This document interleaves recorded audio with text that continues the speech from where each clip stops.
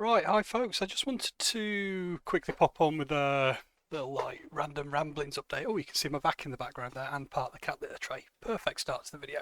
Let me just try and adjust my shoulder so you can not see that and the massive thing of bubble wrap I've got, but try and keep in all the cool shit that I've got in the background.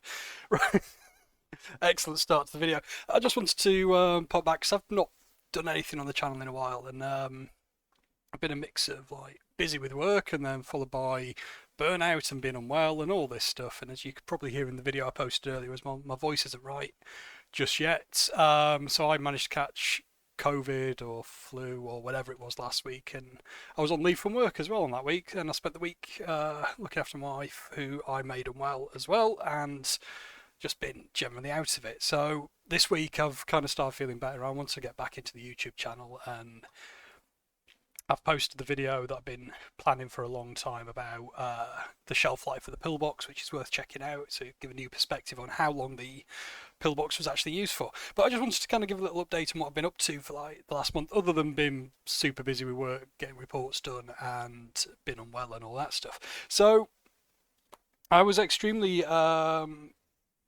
pleased to find out that a paper I wrote for the new Zero Post Journal by the Vickers Machine Gun Collection and Research Association, who are an association I've been in touch with for many, many years now. In particular, Richard Fisher, who's the chap that set this association up, and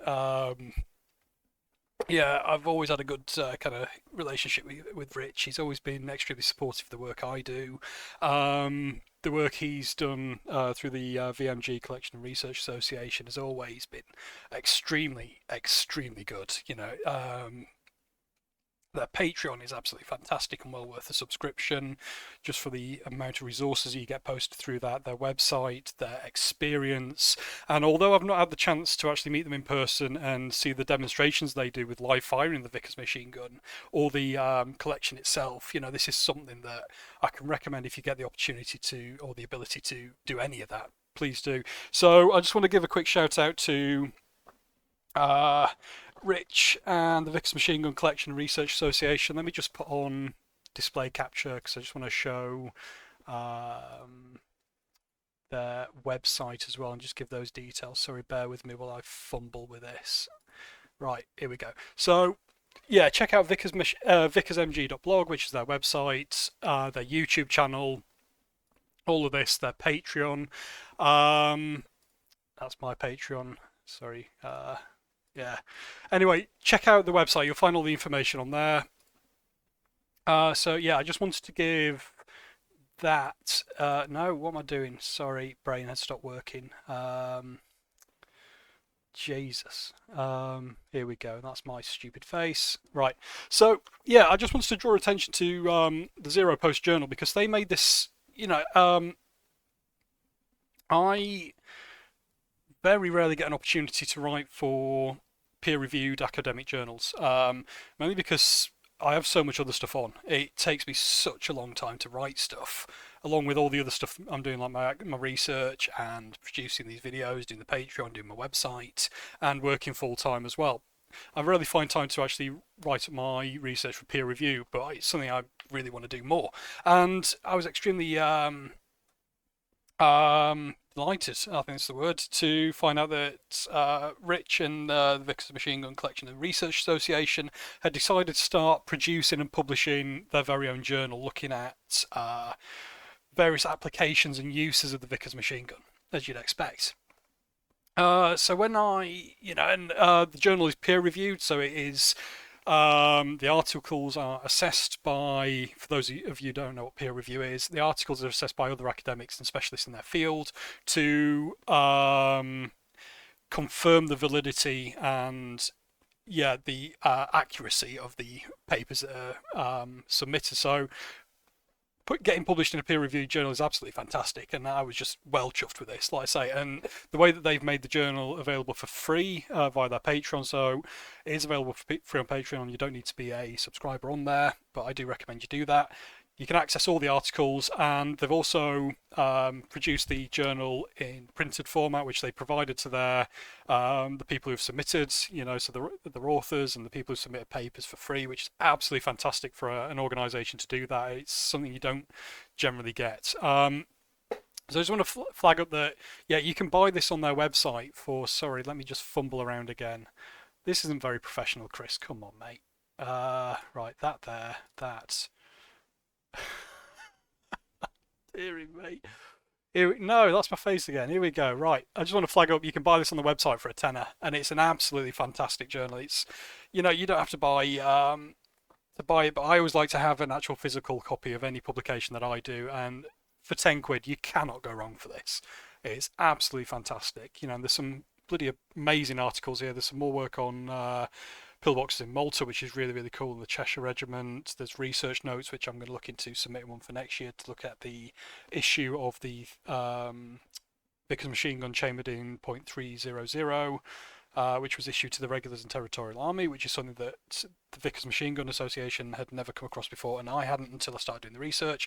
But it's something that's often associated with the Home Guard, and we can see now that the Home Guard weren't the only ones that got weapons chambered in .300 or 300 or point whatever the Americans call it, 30 whatever, I don't know. Anyway, just wanted to flag that up. Check it out. It is well worth a look, and I say if you can afford to get the printed version, please do, because this is going to be an absolutely fantastic journal.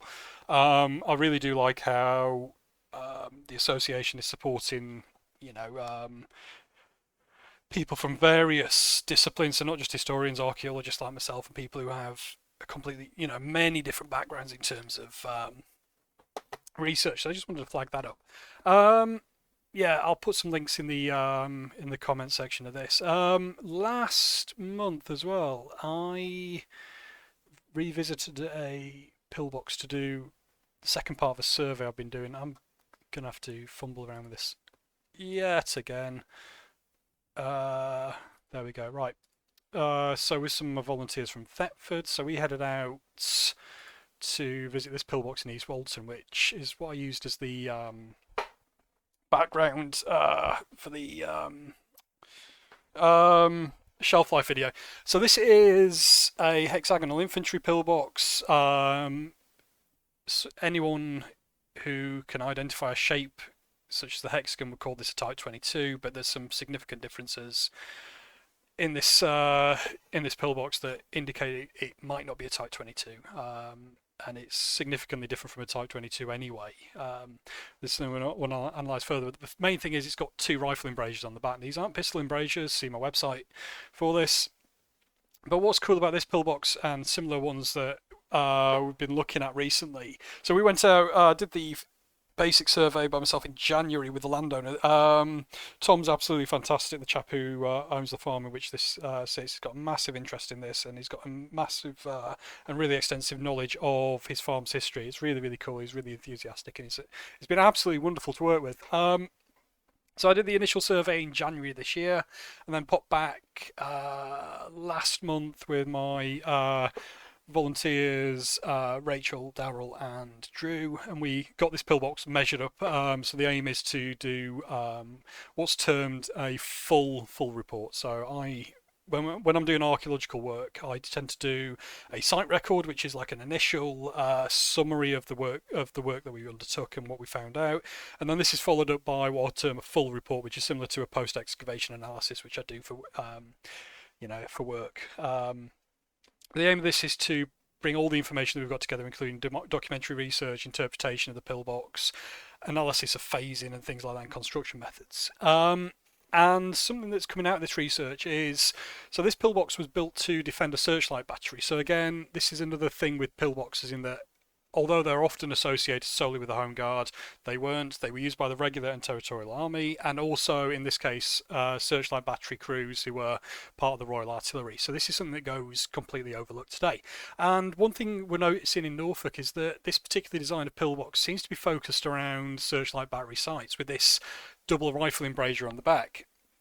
So although there's a clear influence from the FW3/22 or the Type 22 drawing or design, there is this clear trend cropping up in Norfolk where this modification, possibly to the drawing, or this what could be potentially a unique pillbox design in its own right, has this additional rifle embrasure potentially to accommodate an additional rifle, because light machine guns, I think for the Searchlight batteries they got one Lewis gun in Norfolk and the rest were rifles. So I'm seeing this trend going on with this pillbox design cropping up alongside Searchlight battery sites, and this is something that's not been identified before, but something that needs to be made very clear is that this specific pillbox design is likely unique to Searchlight battery sites in Norfolk and needs a lot more investigation, which is something we're doing.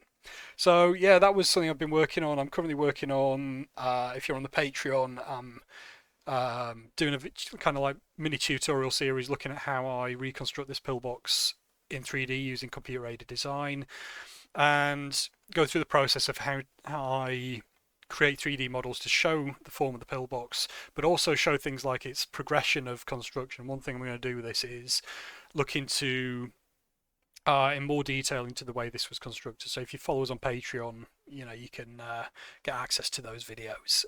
So that's something I've been working on and continue to work on.